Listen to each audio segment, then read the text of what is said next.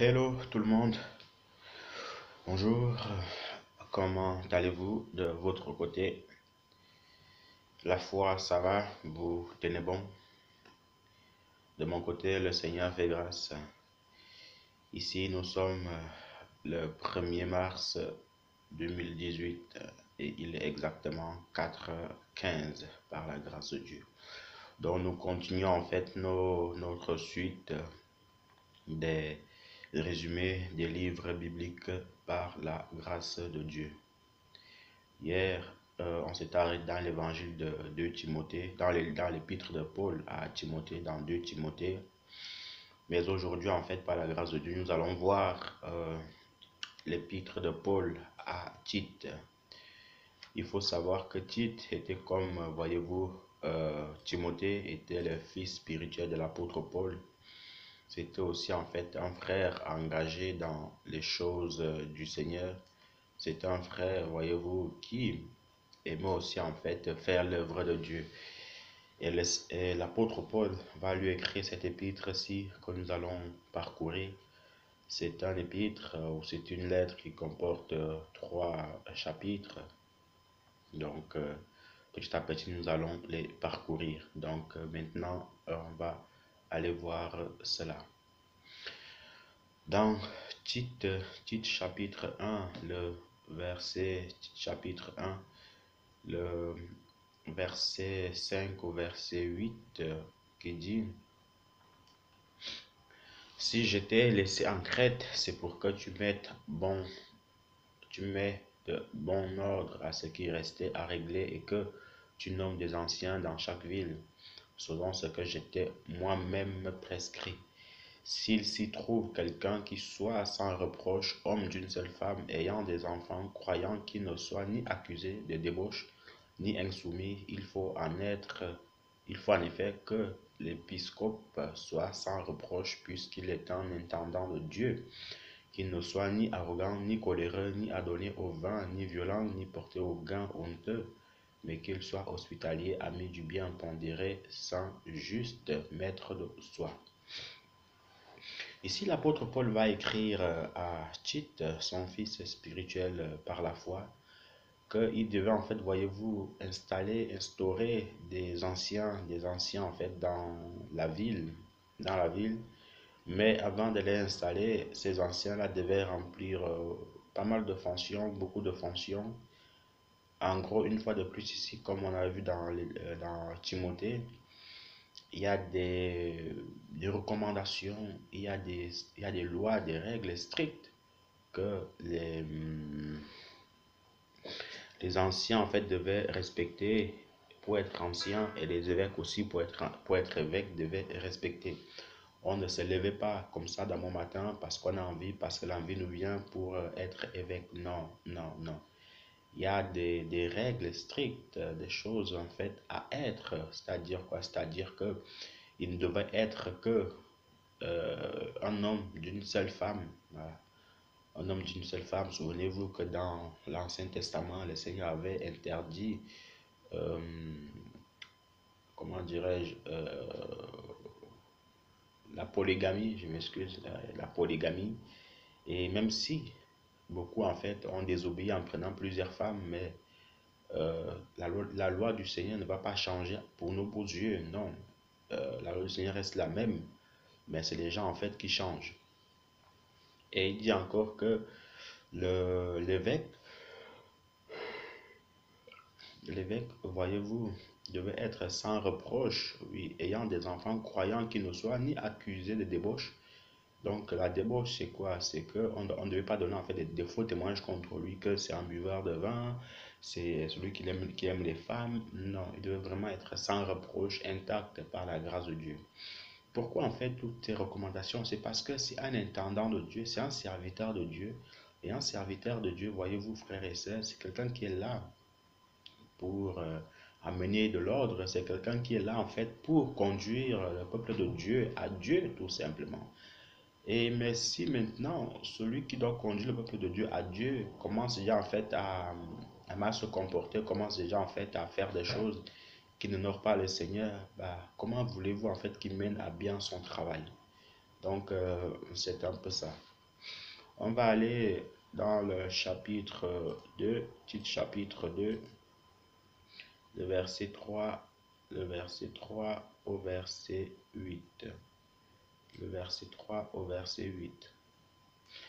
Que les femmes âgées de même aient un comportement qui convienne à des personnes consacrées, qu'elles ne soient ni médisantes, ni esclaves des excès de vin, qu'elles enseignent le bien, afin d'apprendre aux jeunes femmes à aimer mari et enfants, à être pondérées, chastes, occupées aux travaux domestiques, bonnes, soumises à leur mari, pour qu'on ne calomnie pas la parole de Dieu.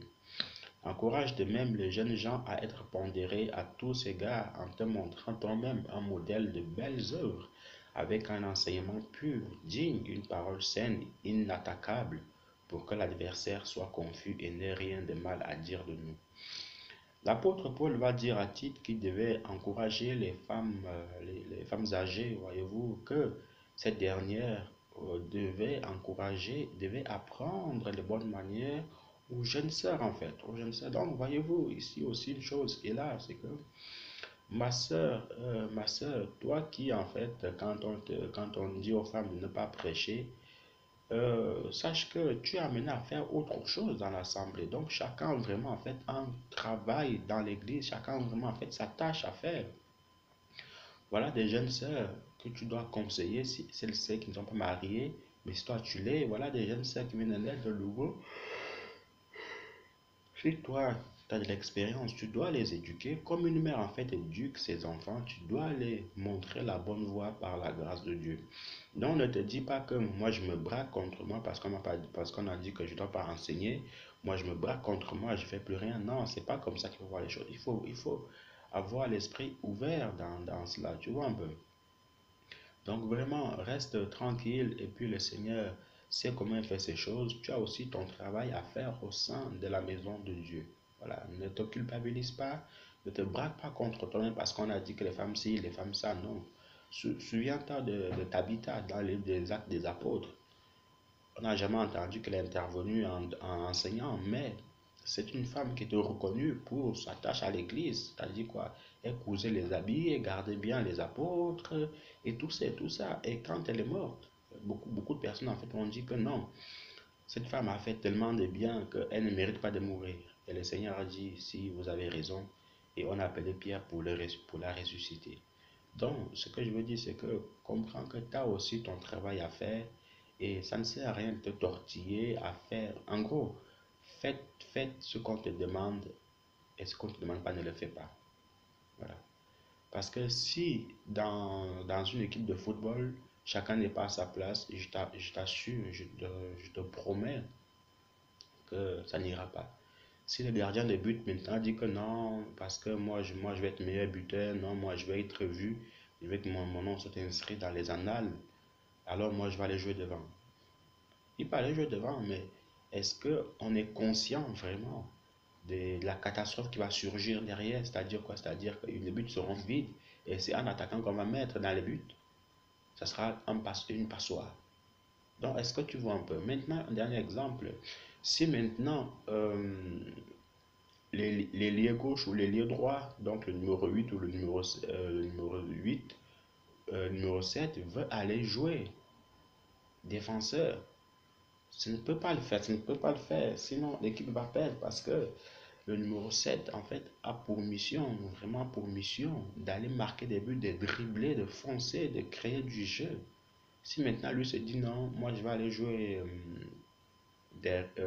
derrière en 4, ça ne peut pas le faire en fait, ça ne peut pas le faire. Donc il faut que chacun reste à sa place. Et quand chacun reste à sa place, tu vois, bah, l'œuvre de Dieu avance très bien. Et on se souvient pas forcément d'une seule personne dans une équipe, mais on se souvient de toute l'équipe.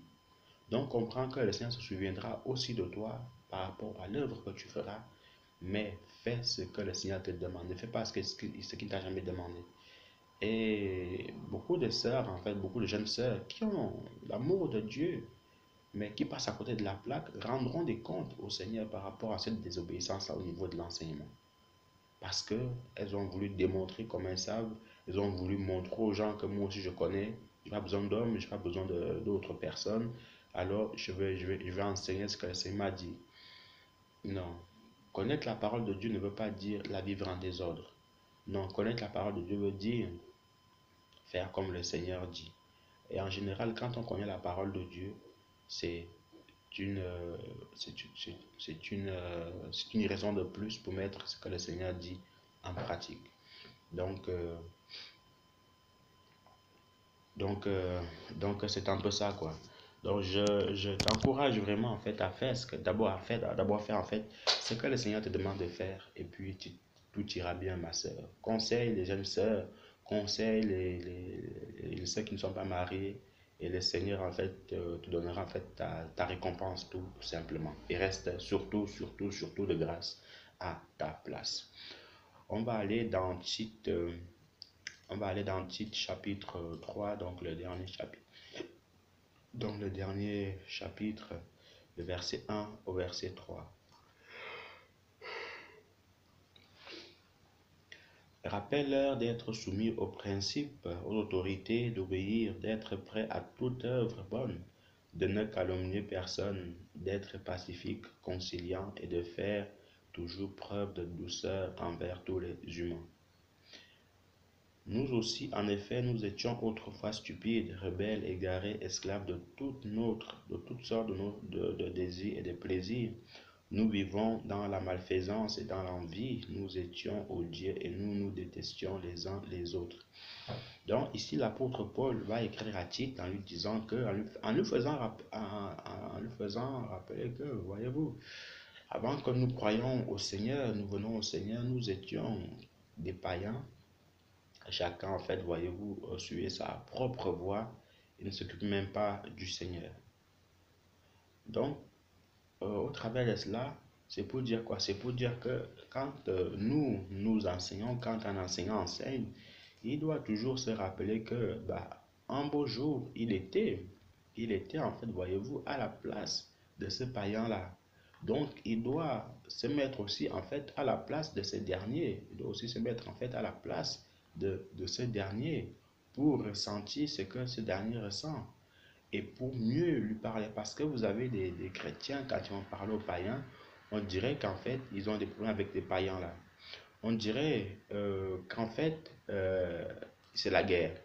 Non, non, mon frère, non, ma soeur. Quand nous parlons en fait à un païen, comprenons que ce que le Seigneur veut à la suite, en fait, c'est que ces derniers soient sauvés. Ce que le Seigneur veut par là, c'est que ces païens viennent au Seigneur. Et non pour lui faire comprendre que c'est l'enfer pour lui, quoi. Il y a plus de grâce pour lui. Non, non. Il faut être doux, il faut être tranquille, il faut être simple.